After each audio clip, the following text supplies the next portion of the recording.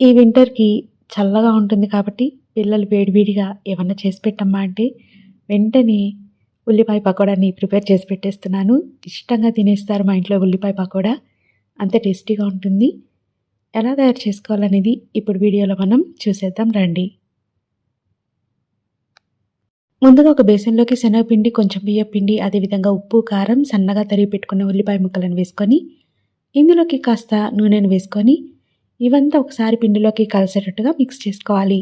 కొంచెం కొంచెంగా నీళ్లు పోసుకొని గట్టి ముద్దలాగా తయారు చేసుకున్న తర్వాత, వేడి వేడి ఆయిల్‌లోకి ఈ విధంగా పొడి పొడిగా పకోడాలని డ్రాప్ చేసుకోవాలి. ఇక్కడ నేను చూపిస్తున్న విధంగా పకోడాలను వేసుకుంటే చాలా క్రిస్పీగా, టేస్టీగా వస్తాయి. ఈ విధంగా నూనెలోకి వేసుకొని బాగా క్రిస్పీగా వేయించుకొని సర్వ్ చేసుకుంటే చాలా టేస్టీగా ఉంటాయి. ఉల్లిపాయ పకోడా అంటే ఇష్టపడని వాళ్ళు ఎవరు ఉండరు కదా! మీకు నచ్చిందా? లైక్ చేయండి.